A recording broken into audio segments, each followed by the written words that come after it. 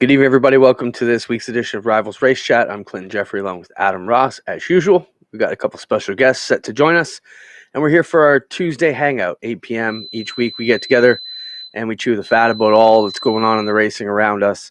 And for a year that we weren't supposed to have much going on, Adam, I feel like we're busier than a normal year, at least right on par. I know not the teams are, but at least yourself and myself and some of our team have been just as busy. So it's been exciting. There's been a lot of How are you doing miles. today? A lot of miles driven, that's for sure. I'm doing all right. I'm tired, but you know what? I've got the rest of this week off, Clint. I don't even know if you know this, but for the next 3 days, Connor and I are going to be up somewhere near Aurelia with Roger Craig at his timeshare, and he's going to be showing us some fishing techniques, I hope. I did not know that. Now let's talk about, you're not technically off because you have probably the biggest Mindwell session coming up on Thursday. You got a big Canadian celebrity coming on your show to talk about it. Let's kick that off first. Tell people what's up quickly with Mindwell and who you got coming on this week. Yeah, And where they can Thursday's find it. Mindwell session. We've got the former host of Breakfast Television on City TV and media personality Kevin Frankish coming to join us for the hour. 7 o'clock, facebook.com/Adam Out There. So search Adam Out There on Facebook. It's going to be a fantastic hour. Clint, I had a 20-minute conversation with him on the phone yesterday, and it just left my jaw dropping. The way he presents things. And to talk on the phone with someone whose voice you're so familiar with, he was the host of Breakfast Television from 1991 until 2018. That's a long run. Yeah, that is. And, like you said, it's the voice you hear in your head a lot. So that's cool, man. Everybody be sure to check that out. That's 7 p.m. You can find it on the Adam Out There Facebook page. Is that right, Adam? Give the particulars where you can find it. Yeah, I always screw all that stuff up. facebook.com/Adam Out There.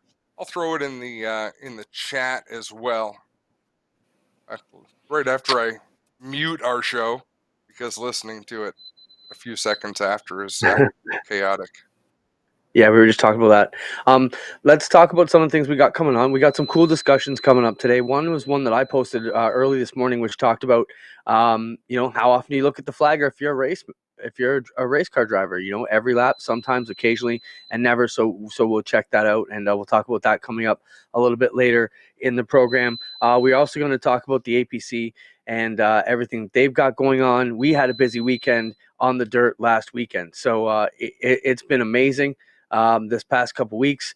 The Friday night show at Merrittville wasn't even supposed to happen until about 10 days before, and we brought that in. And Spencer, can we roll the clip of the Merrittville closing highlight clip reel from our show Friday night, which if you guys didn't know, our crew does an amazing job. And at the end of the race, I'm surprised they have a highlight reel all ready to go. We close out the program with it, and it turns out to a good highlight reel here. Roll that, Spence, if you can, and we'll just look at a couple of clips from Merrittville on Friday night.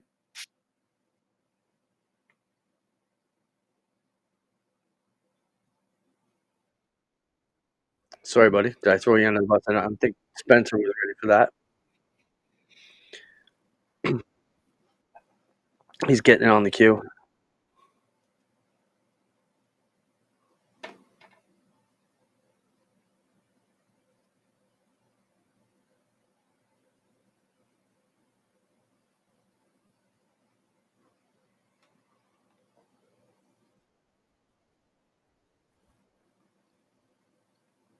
So this is a quick look at how some of the graphics come out, and Daniel and Spencer do an amazing job showing this off. It's just been super cool, Adam, to have these guys get these races out. For the sprint car guys, we were able to get them a lot. Getting a lot of coverage, and as you say, the camera work is awesome. I love that angle right there. That angle is amazing, and this is one of the best moments we've seen all year. Alan Downey running to hug his dad after his first career win. That was amazing.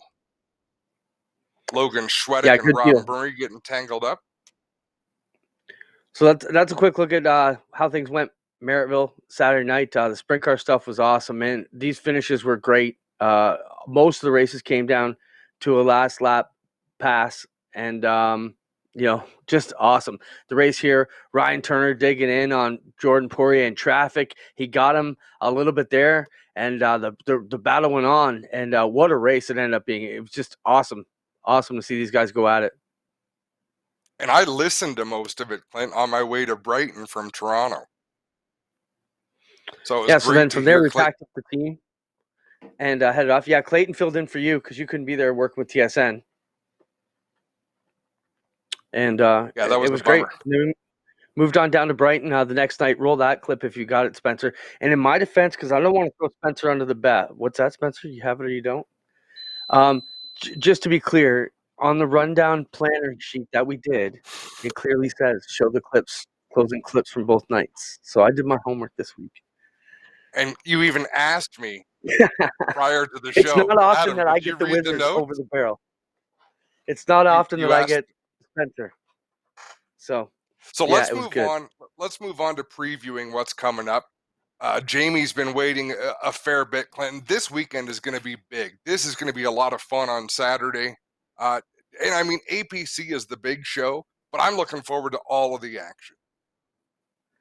Yeah, I think this is the one day a lot of us have been looking forward to since we made the deal with the APC and G-Force to cover all the APC championship battles this year. And man, the action has been amazing. Spencer, if you're ready, bring Jamie in. We'll get a talk with Jamie Mosley. Jamie is the tour announcer for the APC series, and it's not Mike Bowman. It's actually Jamie Mosley, Spencer. But we'll let you fix that up in a second. He's been called worse. Definitely. Yeah. Thanks, Spencer. And in Spencer's defense too, he's running out of hands and he doesn't have right hand Dan with him either tonight. So, Jamie, welcome to the show, man. It was great to have you call the races with us at Sunset there a couple weeks ago. Let's talk about this battle for a shortened season. Could you have imagined it would come down to what it's coming down to this weekend? I don't think anybody's surprised that Brandon Watson's in the championship picture, but definitely Jordan Lawrence has been a shocker. The amount of times he's been able to go right after Brandon, so that's been dynamite. And just that finish at Sunset, I mean, it was off the hook. You had two guys just beating and banging. I mean, Watson used up Lawrence. Lawrence used Watson back up. They slammed coming to the line, and then obviously the Watson's car ended up in a crumpled mess. But it was an absolutely phenomenal finish. Between those two, they've been 1-2 all three races. So if you're going to come down to a championship battle, I mean, who else would you have in it? No, you're absolutely right. What's exciting to me, though, is there's a lot of drivers that have something to prove this weekend. J.R. Fitzpatrick, missing the last race. He's going to be loaded for bear, wanting to win. Here's a driver I want your opinion on. Josh Stoddy, the driver of the 17. He has been lightning fast this year, and his luck sucks. He's been lightning fast. Where Josh has struggled is just finishing the deal. He got shuffled back at Sunset. Got mixed up in a couple things along the way this year, but he's found speed. But the difference is those guys who can keep that speed throughout the race. No, you're Yeah. absolutely right. Clinton, who do you watch for this weekend? Do you have anyone that you've been watching on the track and thinking, yeah, they've still got something to prove? I mean, for a relative newcomer to the series, I dabbled in it a little bit, but haven't really had to pay as much attention as we have this year. I'm shocked at the level of competition. In most of the class we go to, you got, two or three or four guys you expect to win. But I look at the list of names that I've seen over the years, and then you actually see these guys race. And, some of the guys who haven't had the finishes, even someone maybe closer like a Sean Chenoweth, he's exciting, overly aggressive, depending on who you talk to, making the moves, and taking the guys three wide. But for me as a dirt guy, I was super excited to watch the A9C work through the back at Sunset there. Some of those moves were great. You've got a lot of these youngsters working their way into this class too. And then you got a guy like Pete Shepard who's kind of coming back into another rebirth here and really showing that he can get it done too. What do you expect from Shepard this weekend, Jamie? He watched that whole battle right in front of him. Had things gone, maybe had that gone haywire a lap earlier, I think we would be talking about Pete Shepard as a winner at Sunset. What are your thoughts on the 22 shot this weekend at Jukasa Place? He's been to a lot. Yeah, he's definitely run well there. The old format there and the new format. I mean, obviously the opening weekend ever at Jukasa, you had two late model races and a super late race. He put it on the podium 3 times. I mean, he was a former NASCAR pole winner there, and I mean he's absolutely talented. You're going to see the power rankings come out on Friday, and Pete Shepard might have climbed a spot or two. And the other thing is they've really been able to do a good job of progressing as the season went on. And again, he probably had third place speed on Saturday night, but that's the fastest cars that fastest that car's been all year, and definitely faster than it has been in weeks past. So look for Pete Shepard to have a solid run in a place where he's had a lot of success before.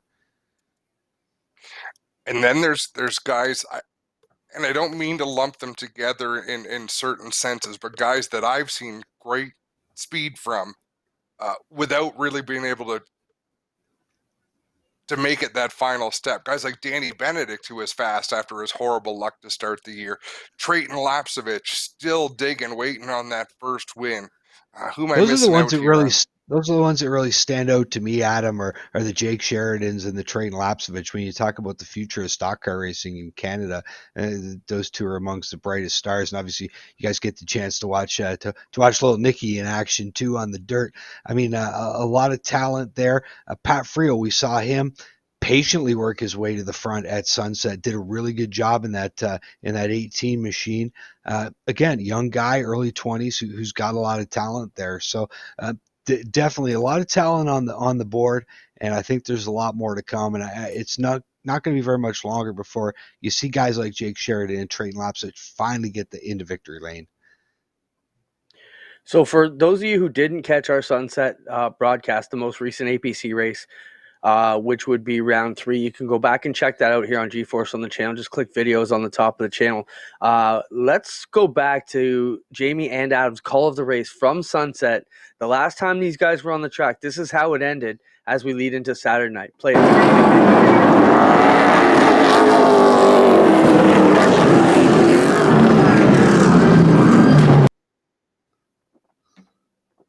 Oh, I thought you had the call of the race there, Spencer. I'm sorry. So that was the highlight clip there at the end. Played again, Spencer. So these guys came and they wrecked each other coming down to the finish. Jordan Lawrence ended up with the win. Brandon Watson, who's been the stalwart in this division for a long time, didn't quite get the finish he wants. Here they come out of 4, pushing on each other hard. Watson got the wall, the worst of it. Lawrence went on to win. Shepard finished third behind Watson too. But man, what a finish it is. We're excited to jump into it. Adam, your thoughts as we get going to Saturday? Anything else you want to talk to Jamie about? No, just I'm really looking forward to this weekend, Jamie. It was a lot of fun to call a race with you over the years. Over the last 20 years, we've had a few opportunities to call some action. It's always fun. Well, yeah, it was an absolute blast, and what a finish at the end. And I don't know so much that those guys wrecked each other coming to the line. Adam and I talked about this extensively after the race. It was just two guys racing for the win on the last lap, and unfortunately, Brandon Watson got the worst end of the deal. But both those drivers, if you ask the rest of the competitors up and down pit road, and both those drivers got a lot of respect amongst their peers because they do race clean. Again, contact happens. As Jamie Ramsey once said, you got to remember we're stock car racing, not pillow fighting. Good Not a point, bad Jamie. line. We look forward to So, seeing so you on Saturday along with the rest of it. It's going to be an amazing day, and hopefully everybody can join us here on GeForce. We know Jamie will be with us for the opening for sure, and we'll see what happens beyond there. It's going to be a long day, doubleheader. And Jamie, how do you think that's going to affect the competitors? You know, doubleheader races, we kick off our broadcast, which is exciting for us. It's actually the way Adam and I love to do the sprint car stuff. We love to come out with the top division and end with the top division, and we're going to get that on Saturday, so that's exciting. We're going to kick things off with the first 75 lapper. Quick has just come on as a big sponsor as of the last 24 hours to present the second 75 lapper, I understand. So your thoughts on that, Jamie, the doubleheader, how the team's going to adapt, and who's, is it going to affect anyone? It's going to be interesting to see. I don't think there'll be much. I believe it's an impound race, if I'm not mistaken. They're not going to be able to touch the cars, but we talk about tire management over the course of runs. Tire management is going to be a whole lot more important this Saturday at Jukasa Speedway. Teams are only going to get 6 tires for the day, so definitely got to keep all four of them on it, because you're going to need those left side for the second half of the race, or the second twin 75. So that's going to be a big thing to watch, is the tire management, and just obviously staying out of trouble. If you bang the car up in race number 1, it's going to make your life much more difficult by the time we get to race number 2. All right, thanks, Jamie, for being with us. We appreciate it. We'll see you Saturday afternoon. Have a good evening, fellas. We'll see you then. Take care.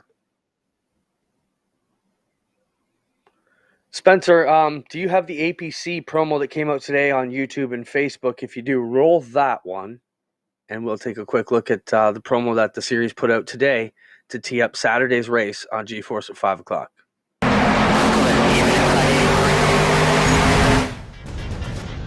Dozens will try, but only one can stand as champion. This is the APC. We have sound, or am I at missing something? Yukasa Motor Speedway. There we go. One will rise as champion. Perfect.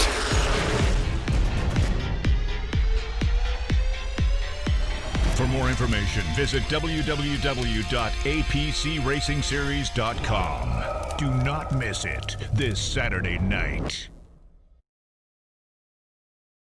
It's going to be awesome. I want to know who voiced that, Clint. I'm not sure. That comes out of the APC stable, so they do a good job promoting their deal. Talk about promoting. We've got some cool things coming up here on the channel in the next week or so. I see Mike Bowman is just logged in on us. And Spencer, can you kill my echo? Thank you, sir. Same problem we have on Saturdays. We were just talking about that. So we have 2 contests coming up here on G-Force to promote Saturday's event live from Jukasa. The first one is going to be our promo video that you're going to find coming out in the next 24 hours. If you share that, you're going to get a chance to win some prizes that will be announced when we actually load the video to the channel. So that's your first chance to win some cool stuff, is by helping us share the promo video that'll lead to the Saturday broadcast. During the Saturday broadcast, we partnered up with some amazing partners that we've been working with this year, and we're proud to present the Pinty's Fan Cave Prize Pack. It's going to be awesome. For viewers who watch the entire show, we're going to play a little bit of old school radio style promotions, where we're going to release a couple of letters throughout the broadcast, and at the end of the night, if you can spell the word and send it in via email, you've got a chance to win the Pinty's Fan Cave Prize Pack, which includes Pinty's Wings for a year and seasons passes to most of the tracks we've covered, if not all of them. And I only say that because we're still working all the details. It only came together 24 hours, but I can already tell you, Brighton, Oshweekend, Humberstone, Merrittville, and a few others we're going to announce tomorrow have all come on board. So it's going to be a super fan pack. You're going to get to go all the tracks that G-Force has covered in 2020, and it's going to be awesome. So we're going to be able to award that. Plus, we know other prizes will be added to that for the Pinty's Fan Cave Prize Pack Challenge, and that's going to be awesome. So check that out Saturday night. Anything you want to add to that, Adam, before we jump into Mike Bowman? I don't think so. I love that prize pack. Like I think great idea, great execution. Well done. Gold star, buddy. Yeah, I think the idea came about with Ryan Duffy and some of the folks from the Oscar Hahn Motorsports team, and they were talking about, hey, wouldn't it be cool if we could find out a way to get everybody to watch the whole night? And so, the creative minds, Greg, Spencer, myself, you, we all came up with this idea to put it together. Reached out to Tony from Pinty's, and he said, yeah, let's do it. And super excited. I think it comes down to what our motive was all year, which is cross-pollination. So it only really hurts one of these tracks. Like if an Oshweekend regular wins it, then yeah, the passes cost Oshweekend a little bit for the promo. But if he gets Flamborough and all these other places included into it, it's going to be amazing for a fan to be able to experience all these other tracks for any of their regular events. So that's super cool. Yep. Watch more for that. We'll have a lot more news coming. That's the Pinty's Fan Cave Prize Pack, and that'll be awarded Saturday night on the APC broadcast live from Jukasa Speedway. That brings us to our next topic, Adam. And early this morning, I put up a post. We'll welcome Mike Bowman to the program now. Mike drives a 71 358 modified from Merrittville. And, we had Mike on the August 25th show, I think it was. It was after we were at Sauble, and himself and Todd Gordon got into a bit of an incident there. And, Mike got into Todd, but Todd also didn't know that Mike was coming as the leader, if I tell it correctly, if I understand the situation correctly. And correct me if I'm wrong, Mike, but I think that's how it went. And so then in talking to Mike, before I turn over to you, Mike, you said you wanted something positive to come out of a negative situation. So then you set towards this little pet project of yours. So tell us what you've got going on and what you guys have come up with as a solution to maybe a long-standing problem. First of all, do you got my audio good? Yes, we do, sir. Sound great. Okay, good. Okay.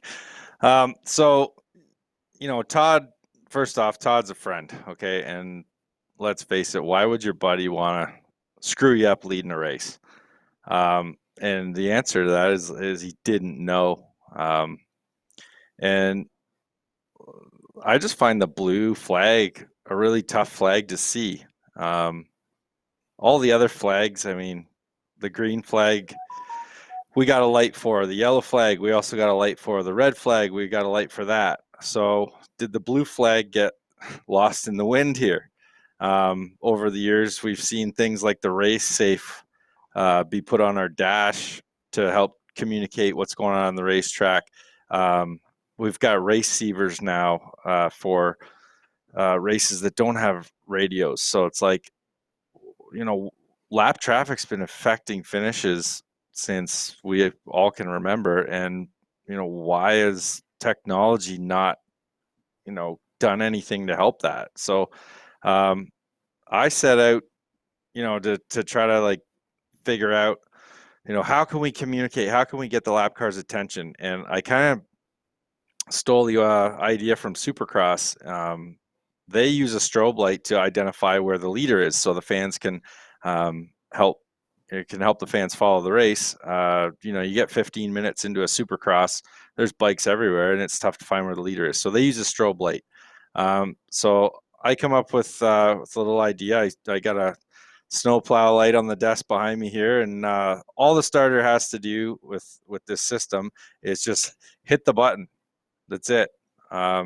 It's you hit it as quick as a drummer hits a cymbal. There's the rough prototype, but I've refined it a little bit more here in the office. So we just give the lap car a quick pulse and get their attention. If you've ever sat in a sprint car or a modified, they got a big wing above you. They got a big roof above you. It's tough to see up there. So I just think this would help the situation. It's a novel idea, Mike. Like you say, there's things through the evolution of, I don't even want to call it safety, through the evolution of the race procedures, race receiver, lights in the cars, the race safe system. Once upon a time, there really hasn't been much advance in terms of that type of communication for the. I don't even like calling them slower cars, but lap cars are lap cars. Everyone has bad days, and no lap car almost ever has wanted to affect the outcome of a race, right? Like, No, I don't think anyone goes out there. No. I got lapped last weekend in Cornwall. We had a horrible qualifying, a horrible heat race. I had an electrical problem in the heat race. We started 31st, and for anybody that's been to Cornwall, with 31 cars out there, there's not a whole lot of racetrack left. So by the time Brian McDonald was taking the green, I was still on the backstretch. So needless to say, in 8 laps, I was in that situation myself. I didn't see the flag. And once I realized I was a lap down, I got the hell out of the way and went to the trailer and loaded up. Mike, how's been what's the response been for the folks who have heard about this or who have seen it, from the competitor side and the official side? What's the feedback been? The feedback competitor-wise has been good.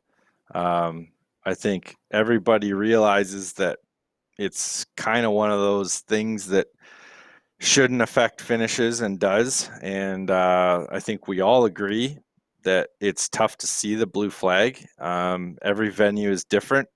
If you've been to Charlotte, Dave Farney is a hell of a long way up off that race service, and it's tough to see him up there. Merrittville's a little bit better.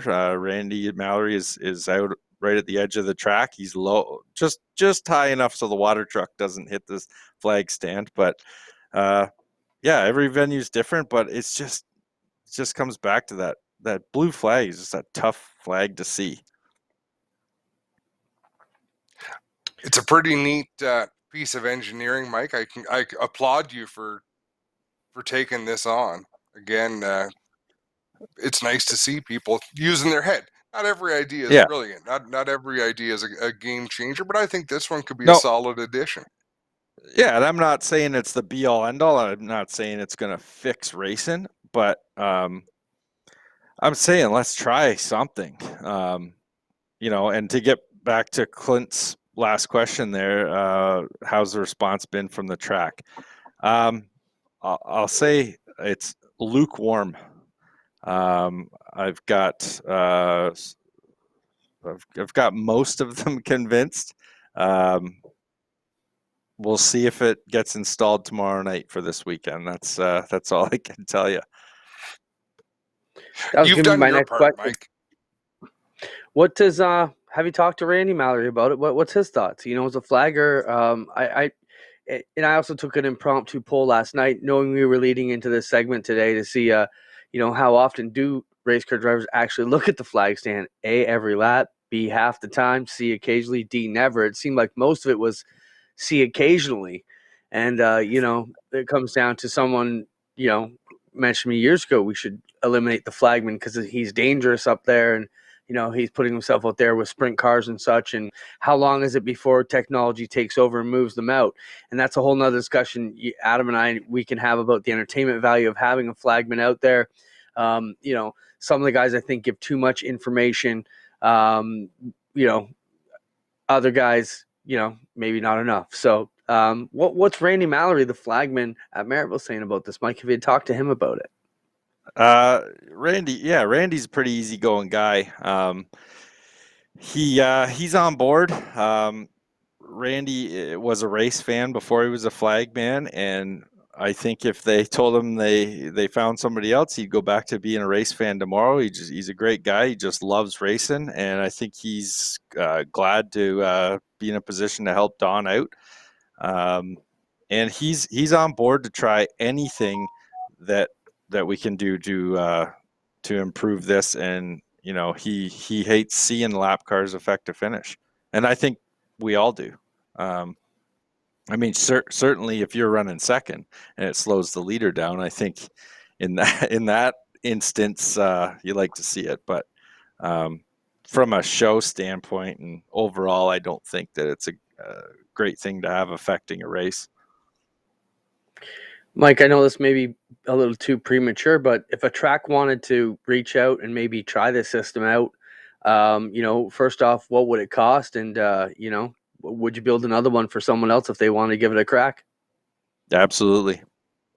I don't even know what it costs yet. I'd have to look at, I don't know, a few $100, $400 maybe. The snowplow light, I think, was like $70. The relay, I don't even know, because my buddy Mark Breakspear got that for me. Installation obviously is a cost, and we got this. You can see the mushroom button here that activates it. That's a waterproof stainless steel one that Mark had kicking around. So I don't know what that's worth new.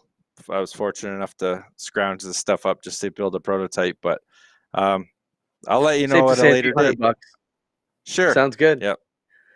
And if you want to get that system installed or give it a shot, give us a holler here. If you're watching the program, you certainly know how to get a hold of us, and we'll put you in touch with Mike Bowman's Blue Light Special Passing Light That's prototype awesome. or whatever maybe hold the hold your line light, the leaders coming light. I don't know what they call it. Yeah. Good deal, Mike. So you've had some time off. I see you're in the real estate market or got some of that stuff going on. So you've had some time to take care of some stuff at home. I'm sure Brandy's liking that. Serving out your suspension. And are you going back racing here? Yeah. I kept racing out of town. I went out east. Got to Brockville twice. Got to Cornwall twice. in the past, I haven't done well there. So we got a couple of third place finishes under our belt at each track, which is good. We're going back to Merrittville this weekend, and it's the last kick at the can. So hopefully we take down Mr. Williamson. Here's the look at the incident where we spoke to Mike a few come weeks on, ago. man! I've seen this too much. Well, okay, you couldn't come on the yeah, show and stop. You just stop it. Just all right, you stop can it end there, it there, Spencer. If you guys want to find the clip, it's out there. We also showed it exclusively with the two combatants on our August 25th show. You can go back and find that on GeForce 2 if you want to watch that.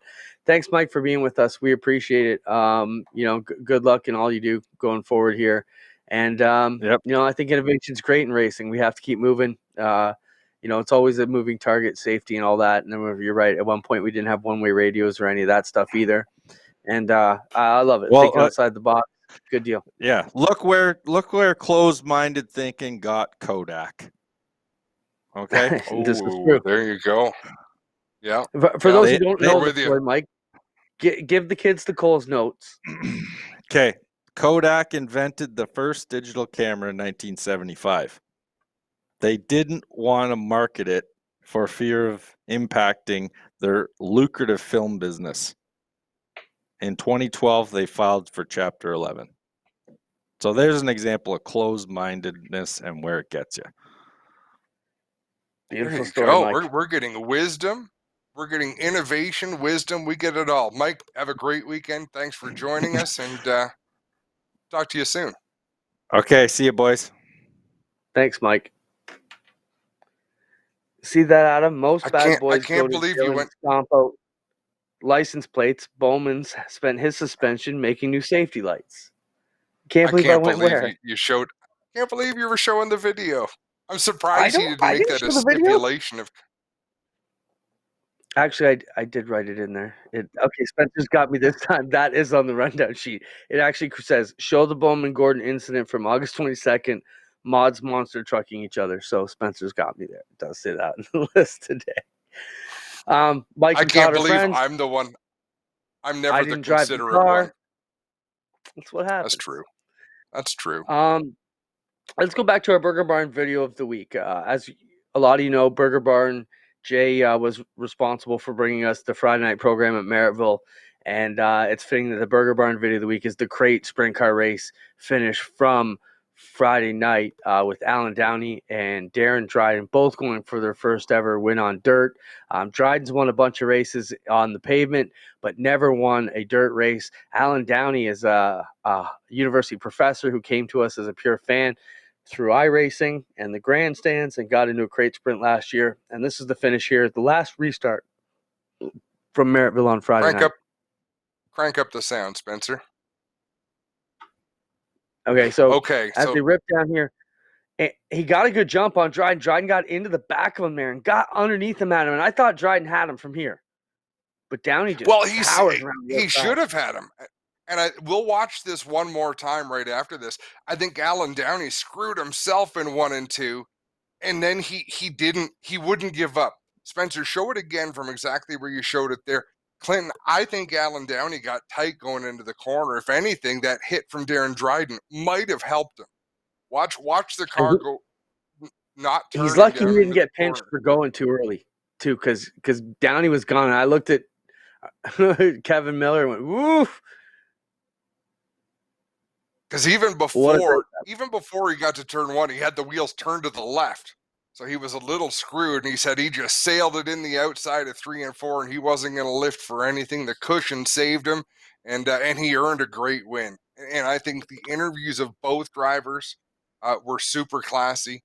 Alan apologized to you for slowing up Victory Lane because he ran to give his dad a hug. He did not owe you an apology by any stretch, Clinton, but that's the kind of character that he is. You know, Alan's not one of the guys that I would think who would hang around the pits at the end of the night. But when I was leaving Friday after we packed everything up and I drove back to the pits, he was one of the last guys in the pit area. Him and Jordan Poirier, the two winners, hanging out. And, I had a quick talk with them and just told him, hey, it was great. And gave him a hug and said, hey, man, super proud of you. And it was great. There he is, run over to hug his dad. His dad is, battling cancer a bit. And Spencer, I don't know if you've got audio Do you got audio on the clip? Emotional win with his dad, of course. Derek If you Lemire do, we down can here, his sponsor. maybe play the interview. I'm not sure Did the if you've night got that tonight. available Come or on not, back but out. Alan was great. How about it, fans? Make Came some running noise back for over to our chat with Gary. us. And Derek Lemire, they're giving him a handshake. So, I mean, just all right, man. fantastic Talk about the moment with your dad sportsmanship. Oh man, everything I'm doing this year is for him. He's You got the audio fighting there, a courageous Spence? battle with cancer, and there's no way I was losing that race. No way. Let's talk about it, man. You had to come back and work real hard to make sure you didn't give that one up. Darren got into the back end one. He was testing your metal all the way around. Talk about your determination to make that work in turn 4. I got a little sticker in the front of my car that says "Do it for Dad," and I gave it a little hit before I went on that last restart, and I knew he was right there because I got tight, and I just sent it in 3 and 4 and hope it stuck. Alan, let's talk about some of the fans watching at home, and Maryville fans may not know your story. You come out of iRacing, you were a fan in the stands for many years, you raced on computers, bought a sprint car last year, and you were rewarded with your first feature win. How amazing is that? It's pretty incredible to think a year ago today was the end of my first season ever in a race car. I'm not a spring chicken, not old, but 35, just stepping into a sprint car. It's been so much fun. I got to thank ILA Sports, DNR Automotive, Inline Electric. Who else am I forgetting here? Velocity Mechanical. I just got to thank my crew, my dad, Nick, Sam, Amy, and the Turners for all their help. I don't know what to say. It's this is a kind of a surreal moment for us. Congrats, enjoy it with the family, and when you took the lead, the whole Turner crew went crazy on the backstretch. Congrats. Alan Downey, ladies and gentlemen, first ever feature win. And That was great can to we go see, ahead? Do you have Darren's interview as well, Spencer, or no? I'm not sure if you had that queued up at all. Should be right after. He's But going just to we grab it missed because a little Clinton. bit there. Alan said his dad's having the fight of his life battling cancer. So that was a key point to that interview that I'm not sure if everybody heard. I think it was cut off to us but played to the air. I think it was just For one. yeah. I think it was just cut off for us, Clint. I don't know And how that we're bringing magic to works. Darren Dryden. So after that, we immediately went over and talked to Darren Dryden, and Spencer will bring that up as soon as we're ready. But you nearly got it done today. How disappointed are you? Honestly, I can't be disappointed with the way that things turned out tonight, and you know we're here to compete, and you know we proved our spot tonight. So can't thank my dad enough, Steve Gary, as well as everyone else behind. You know Hoddick for giving us such a stellar car to start the season, get us comfortable, and as well as all the team behind us. So I got to thank all my sponsors: Epic Racewear, DJD Graphics, Expert Transmissions, Napa Auto Parts, Pudsey Pools and Landscapes, Desert Ends Insurance, BJ Custom Finishes, and Ceramic Pro. Definitely, Alan Downey had a phenomenal run there. I knew he was coming, and I had nothing but to make that pass going in. Gave him a little bit of a bumper, gave it clean, got underneath him, and then I knew he was going to run the top because then all I had to do was really pinch the bottom and hope for the best. So maybe could have went a little bit more steam, maybe done a slide job, blocked him off, but I got to congratulate him on his first win. Congrats, Darren. Classy move there. We'll get over here and talk to Great interview. Yeah, you love to see that, right? I enjoy people when they're angry. Like I just enjoy when they seem true. And those interviews were true. The drivers, they thanked all their sponsors. Yep, that's what they're supposed to do. But once you get to the answer, when they tell you what's on their mind, that's those are the good ones. And both of them did. They were quite polite. We've seen some great interviews this year, I've got to say, from people who were elated and people who were a little bit disappointed, people that had lost the battle, but they were still gracious in their interviews and gracious with the time that they gave to you, Clint, to conduct them. Yeah, we have so many classy racers around here, and I think as the more we get them on the air, the more polished they become, and that's super proud of. Even when you look at how much I was thinking about this about the Brighton cars. When we first started mixing Brighton and Maryville cars, they were on different universes. The Brighton cars were a lot more, I wouldn't say farther behind in technology, but they had the big red lights. They weren't quite as polished as the Niagara cars. Now the Brighton cars like Ramsey and French, who whipped them at Applefest, Wade purchased those cars. They're like the whole province has picked up the street stock game, And I noticed that in a lot of classes. You travel outside of Ontario like we do down to the States in New York, and you look at some of the classes who maybe aren't the top division, and their cars are ragtag.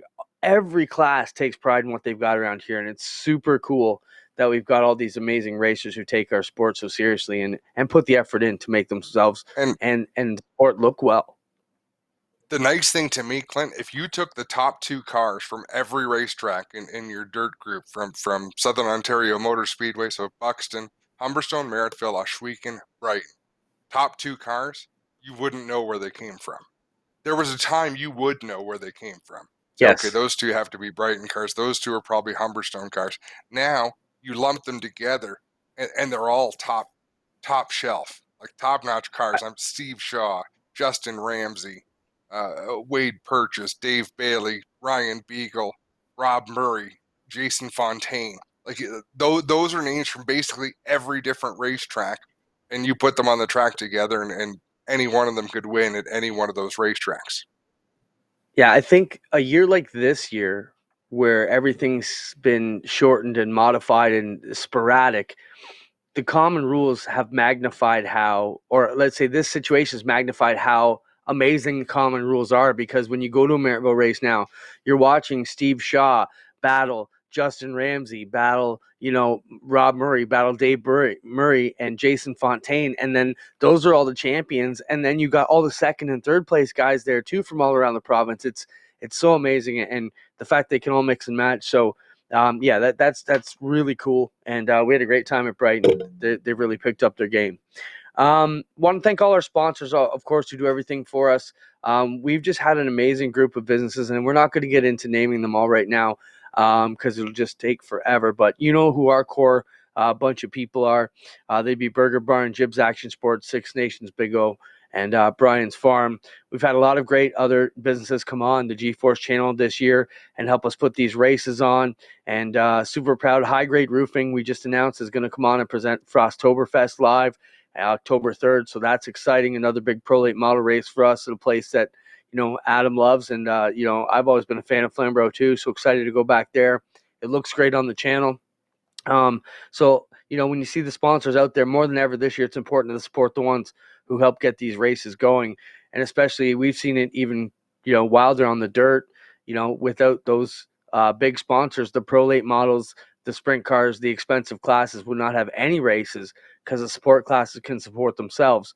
But the other ones, you'd be in trouble without the great businesses who get behind us. So give them a shot at some business if you're out there. If you see some new businesses joining in, join their social media, let them know you saw them on the channel, and we'll continue to provide live free coverage. And that's the mission, is to keep it free and keep spreading our deal. We said on last week's show, the only thing the sport needs more than cash is exposure, and we're going to keep doing the best about that.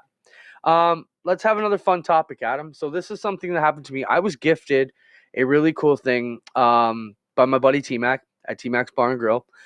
Spencer, show the Stuart Friesen Diecast. So I got to go to the Eldora race last year where Stuart Friesen won. As you know, we all grew up around here with Stuart racing, and so that's the Diecast. And that's actually my brother's diecast. Mikey bought one and he sent that over. So it's got the NASCAR feature win sticker and the diecast and a cool little card stand up. But Adam, my question is, so I've got this brand new in the box, brand new collectible diecast that T-Mac gave me. Okay, Spencer, come back to this now. So it's still in the box, you can see, and it's actually in the tissue paper still.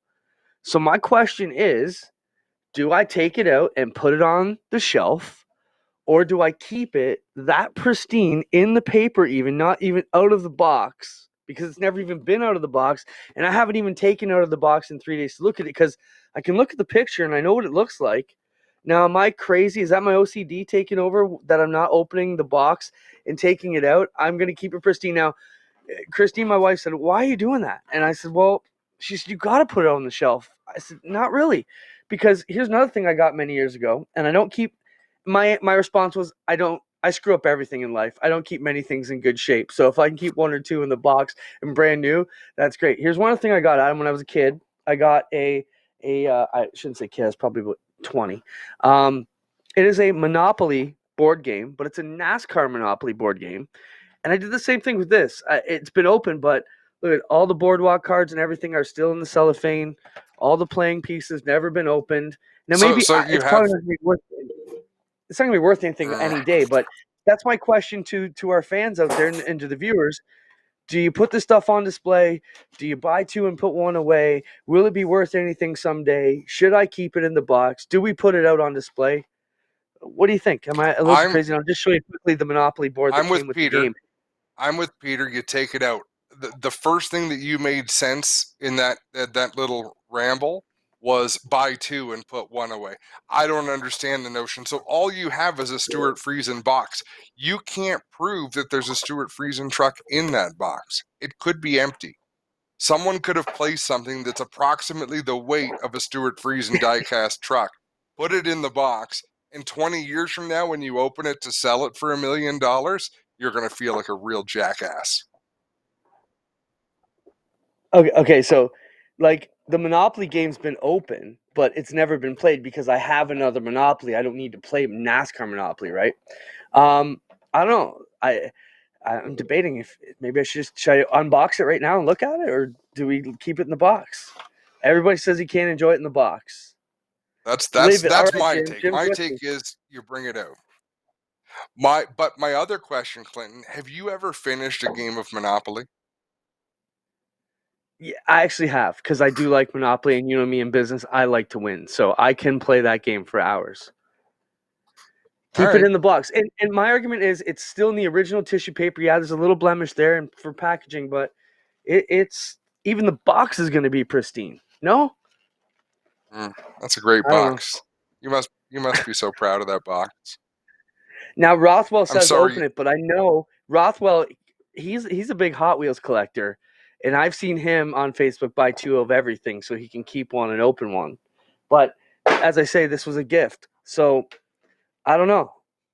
We'll see. We'll see. I just thought it was an interesting topic we could discuss and see what everybody thought. Whether I should open it or whether we should. It is a great topic. Keep it pristine.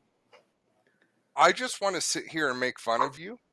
And I can't because it is a great topic. People do collect these things. They leave them in the boxes, and that's kind of a thing that, like I say, I don't really get. Like, I'd rather take them out back into the garden and smash the trucks together because it's fun.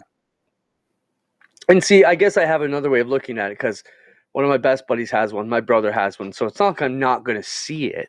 But Pitts has a good point. Did you buy it to enjoy it or resell it? It was a gift to me, Pitsy. So, I didn't really do either of those things, but I like it. By next week, I like beside me with the Action Sprint Tour trophy on the shelf there by next Tuesday. So I think it was a good topic. I think it's good discussion. How about my topic about Flagmen, Adam? Is it how long? Ooh, I don't even know if I want to go there. I got too many Flagmen buddies. Here's the thing. Do we ever see a day when the Flagmen are eliminated? Yes, but the reason the Flagmen will be there longer than you might think they should is as much for the crowd as it is for the racers. Yes, I would agree to that. Racers aren't looking at it every lap, as we see by the poll we took or I took on Facebook. They're checking out a lot. It's interesting, but I do think the show aspect of it, I still think there was a lot of great comments, like guys like Stephen Petty. I know, hey man, how many times we look at the Flagman to know when we're at halfway or two to go. I still think I use the Flagman as an announcer every lap too, but I can see the day. It was brought up, like I said, when we were hanging them out over the sprint cars, and sprint cars are flipping down the front straightaway, and we've had a couple close calls, like, you got to get those guys out of there. That's usually when the topic comes around. And at places like Oshweekend, where we do have all the caution lights and the one-way radios and all that, and new innovations like Mike Bowman's trying to bring in, you could take the human aspect out of it a little bit. I don't think you can put the showman aspect back into it, though. And we're fortunate around here, the Flagmen you and I have grown up with, like Dale Shuneman, Kyle McKenzie, young Cameron coming up, Dave Farney. These guys are showmen who are an important part of the show as well. So Doug Leonard, I don't think we're Sean just Gibbs. go. Yeah, for sure. And a lot of our buddies were flagmen over the years. I mean, I would consider Randy Mallory. We talked about the Merritt flagman. We spent all of Florida down there hanging out with Randy. And, yeah, we grew up around a lot of flagging. I mean, I went back with Barry Davidson when we started racing. We rode to the race with Barry and Bobby. So, yeah, it's I don't want to piss them off, but I do worry about them in some instances. And, here's a great point. Peter Maychek says kids love a flagman at any racetrack, and if that ain't the truest thing, how many kids do you see down there with their flags out trying to emulate the flagman? I mean, your boy was one of them, Connor, too, and it's that a lot of guys think they did it. And, You don't, you know, yeah, you don't see too many of them down there pretending to be announcers. They're down there pretending to wave the flags and sitting there thinking you about say that, driving race cars. but we do get comments from the odd mother who says, "Oh, he's at home trying to emulate you guys all the time," and At home, absolutely. Yep. I love it. All right, so I can't remember where we were, whether you were right or whether we stood, but Spencer said, "Oh, don't you hate it when Adam's right?" I just saw that come through the chat, and it was talking about Bubba moving to a new team with Denny Hamlin and Michael Jordan. It was rumored, then it was unrumored, and now it's back. It appears to be the story, how it's going to be. Your thoughts on this, Adam, and did it go the way you thought? Did it go yes, it went the way I thought, and I love Denny's post about it. Deciding on a NASCAR driver was easy. It had to be Bubba Wallace.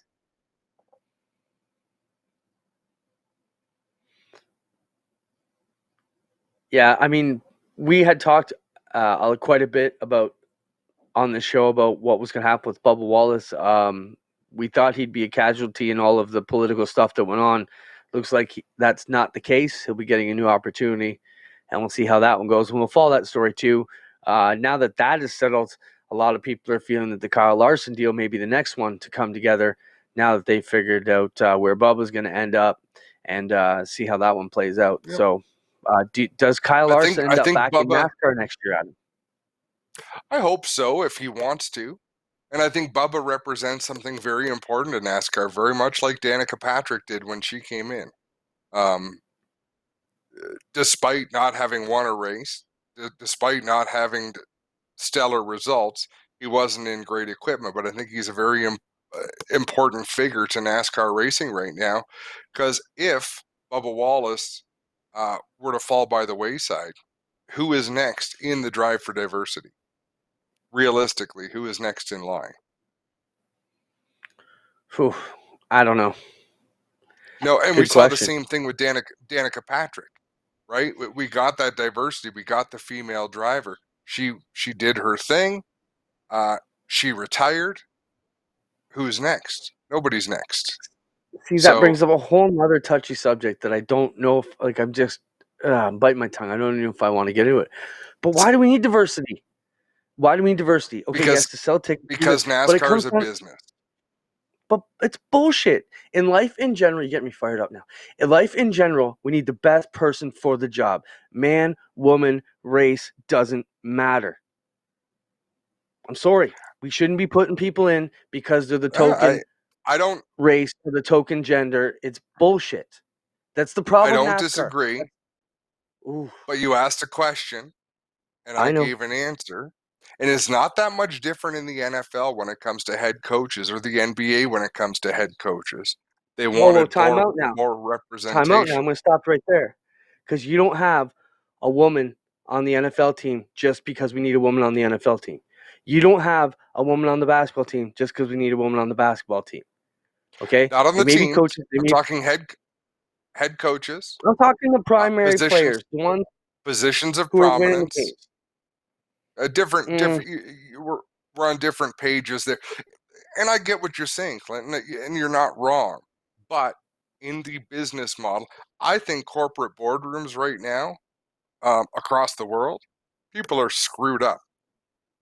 Like it makes no sense, the stupid shit that people are coming up with and the rules you have to follow to seem like you're being appropriate. Greg Callan and I sat in the tower at Brighton on the weekend, and we were watching old Bud Light commercials on YouTube. Did you come in there while we were pissing ourselves laughing? And it was Yeah, but we were only stressing back out in the about that. 90s. Yeah, it was only 20-some years ago. The shit they're saying you could not get away with today, and we're just howling because it's funny. Not because we want to put down any gender or put down any race or perpetuate stereotypes, but because we wanted to laugh hysterically at things that we found funny without having to wonder if we were going to go to hell for laughing about them. I know. Um, I just want to comment, and Julie Martin says, "Way to go, Clinton! Stand up for the ladies." I don't know whether that's. I'm assuming that's sarcasm, but hey, I have a daughter who drives micro sprints. She shouldn't be in the race if she can't qualify. That's just my argument, and it's the same thing goes back to the short tracks when we have ladies races, and I'd be pissed off about it and saying, why are we having a ladies race when we have Michelle Johnson and we have Tammy Willard out there and Amy McDonald kicking the guys' asses in the normal races? Why are we Yeah. having ladies races? It's bullshit. The women Well, can do it. We got Jessica Zemkin. We got Holly Porter. We have women who can do it. You got Haley if Deegan you coming want up to, in NASCAR. She's going to do it. the best article I've read on the subject was on Antron Brown, top fuel dragster champion, African American. Call him black, call him African American, call it what you want. He said, I am not part of a diversity program. I'm a champion. The color of his skin had no bearing. And he's like you, Clinton, or at least he was in this article that I read. I don't want to hear any drive for diversity nonsense. I'm here to win. I show up. I win races. That's how I earn my ride. I'm the champion. I mean, I get it. I'm old school. I just think the best person for the job, man, woman, or race, doesn't matter. If a dog can go out there and qualify just as good as everybody else, then let's have a dog in the field. It doesn't matter. Like, whoever can do the job should get the spot. That's my argument. We don't need people in there just because, Right. and I get it. The boardrooms need diversity. Yes, if you're running a business, you want everybody watching. I fully get that. But the professional sports got to learn from their past mistakes in these last 6 months alone. Leave your politics out. People don't want to hear that crap. We go to watch the NFL or NASCAR to get away from the daily grind of all the stuff being jammed down our throat. Keep it to yourself. Let us make up our own politics and let's play the sport, drive the race, do whatever it takes. But keep the I agree politics with you. out of it. I mean, just frustrates me. And I'm sorry. And I don't know. I just watched Don't the be sorry. comments. He keeps saying, he said the word again. I'm trying to think, what word did I say? What are we going to get canceled for tomorrow? But I think it's just the way. It's the way it is, man. We need to get back to normalcy, and normalcy is, the most qualified person for the job should get the job. That's it. Said it enough. They should. And I can't They believe should. we went down that rabbit hole in 10 minutes, just right down to Yeah. crash and burn. Quickly, our last topic: Brighton cancels the Eve of Destruction as we talk about crash and burn. We were excited to do this event. The Rinaldi family just felt with the uptick in COVID in their region specifically to do the responsible thing. It said the 2020 Eve of Destruction scheduled for October 4th will now be canceled as cases of COVID-19 continue to rise in the province and the government strives to put in place stricter restrictions. The Rinaldi family is going to opt out of the show. An evening that generally brings in thousands of fans and hundreds of participants, and it's the highlight of the season, is not manageable for them in this current global situation. This decision is not made lightly, and with heavy hearts, they make it officially the Eve of Destruction will not run. So, we were looking forward to that. I think that was going to be an exciting deal for us to get in some different camera angles and such. So, unfortunately, that won't go on, but we've got a few more shows live still coming. We still got lots of G-Force Light coming. Watch for our contest this weekend. And Adam, I don't know if you caught the message today, something you're going to love. Spencer says he's going to wear a body camera all day Saturday to put on some time lapse of what he goes through in the day producing this show. And I think that is going to be amazing when that comes out. And hopefully we'll have some clips of that next Tuesday here on the program because I know it's something you had talked about. People could put a time-lapse camera on me. He hasn't moved.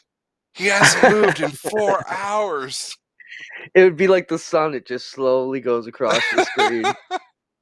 Yeah, that'll be cool. Thanks, It's going to be a lot everybody. of fun. Tune in this weekend on G-Force TV, Jacasa Motor Speedway. It's going to be a phenomenal event. Don't miss out. Share it, like it, love it. We appreciate you watching. Make sure you get a part of the contest. Thank you, Spencer, for everything you do. This guy's been working overtime all summer, and we're not done yet. Have a great day, everybody. Stay safe. And as Adam said, Mindwell session Thursday at 7 p.m. Look for that. Kevin Frankish will be there, a big Canadian media superstar, going to come on and talk to Adam about mental health and what it means in this week's Mindwell session. So make sure you check that out, 7 p.m. on Facebook. Adam out there. Search for him on Facebook, and we'll see you Saturday and next Tuesday. Peace out.